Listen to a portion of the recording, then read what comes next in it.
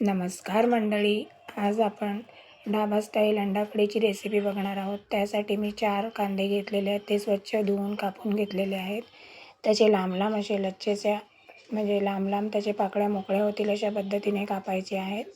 इथे एक कढई घेतलेली आहे. त्याच्यात 3 ते 4 चमचे तेल घातलं आहे. थोडं तेल जास्त घातलं आहे म्हणजे कांदे थोडे छान आपल्याला त्या तेलामध्ये परतून घ्यायचे आहेत. थोडेसे पूर्ण अख्खे गोल्डन ब्राऊन नाही करायचे आहेत.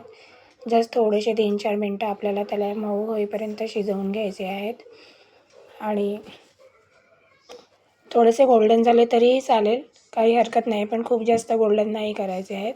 त्यामध्ये आपण 1 इंच आल्याचा तुकडा, 3-4 हिरवी मिरची तिखटवाली मिरची नाही आहेत, लांब जी भेटते ना लाईट ग्रीन कलरची ती वाली आहे, 8-10 लसूणच्या पाकळ्या.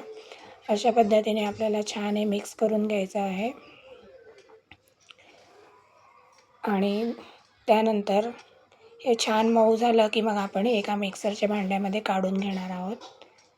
थोडंसं थंड करायला ठेवूया. थंड झाल्यावर त्यामध्ये भरपूरशी कोथिंबीर घालूया आणि थोडा पुदिना घालूया आणि याची आपल्याला एकदम फाईन पेस्ट करून घ्यायची आहे. मी कोथिंबीरीची दांडीसुद्धा घातलेली आहे. आपण दांडी फेकून देतो, पण ती वाटणमध्ये घातली की वाटली जाते आणि त्याचा छान वापरसुद्धा होतो.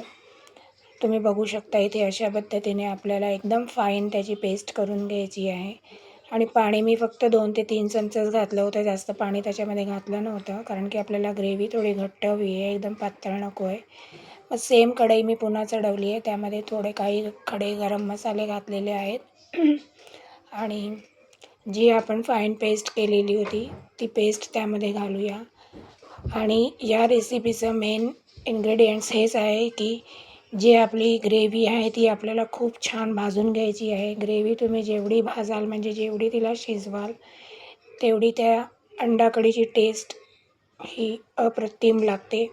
त्यामुळे आपल्याला ही ग्रेव्ही खूप छान शिजवून घ्यायची आहे. तुम्ही बघू शकाल, तुम्हाला वाटत असेल की अरे इथं ग्रीन झाली, पण ग्रीन नाही, अजून याच्यामध्ये आपल्याला मसाले ॲड करायचे आहेत. अशी तर आपण कोथिंबीर आणि पुदिना घातला आहे त्यामुळे ती ग्रीन झाली आहे. आता त्याच्यामध्ये आपण ग्रेव्ही छान शिजली आहे. मग त्यामध्ये आपण आता काही बेसिक मसाले ॲड करूया. जसं की इथे हळद आणि मी लाल तिखट म्हणजे ही मिरची पावडर घातलेली आहे. अर्धा चमचा धणे पावडर, अर्धा चमचा जिरे पावडर. अशा पद्धतीने आपल्याला हे छान मिक्स करून घ्यायचं आहे. आणि ग्रेव्ही तुम्हालाही छान खाली ढवळत राहायची आहे, नाही तर ती खाली लागेल. त्यामुळे तुम्ही एकसारखी तिला शिजवून घ्या थोडीशी. आणि आता बघू शकता तुम्ही बऱ्यापैकी थिक झालेली आहे, म्हणजे घट्ट झालेली आहे. आता यामध्ये आपण चवीपुरतं मीठ घालूया. मीठ मी घातलं नव्हतं. आणि पुन्हा छान मिक्स करून घेऊया. त्यानंतर आता याच्यामध्ये आपल्याला दही घालायचं आहे. तर मी छोट्या वाटीने हे दही घालत आहे. 3 ते 4 चमचे दही असेल.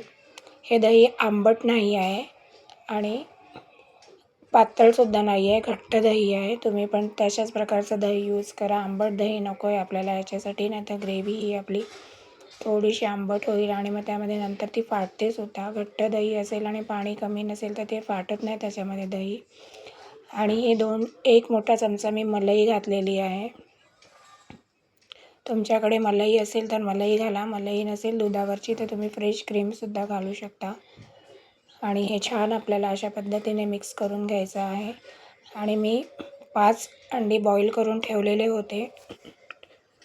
इथे बघू शकता तुम्ही. त्याला मध्ये मध्ये 4 ते 5 असे काप द्यायचे आहे. तुम्ही उभे आडवे तुमच्या पद्धतीने तुम्हाला जसे हवे तसे तुम्ही काप देऊ शकता. मी असे एका साईडून त्याला असे तुम्ही बघू शकता असे छान काप करत आहेत. अशा पद्धतीने तुम्ही त्याला उभे करून 4 काप पण करू शकता किंवा तुम्ही त्याचे एकाचे 2 पण करून टाकू शकता. त्यानंतर मी इथे एक वेगळा पॅन घेतलेला आहे. त्यामध्ये थोडं तेल टाकलं आहे आणि आपल्याला हे थोडेसे गोल्डन होईपर्यंत अंडी छान परतून घ्यायचे आहे. त्यामध्ये मी लाल तिखट घातलं आहे, थोडंसं मीठ घातलं आहे आणि काळी मिरीची पावडर थोडीशी वाटून घातलेली आहे. म्हणजे पूर्ण मसाला आपल्या या अंड्याला कोट झाला पाहिजे. अशा पद्धतीने आपल्याला हे छान सॉटे करून घ्यायचं आहे. तुम्ही बघू शकता इथे आता पूर्ण मसाला आपल्या अंड्याला लागलेला आहे. त्यानंतर ग्रेव्ही मी ही एकदम लो फ्लेमवर ठेवून दिलेली होती झाकून.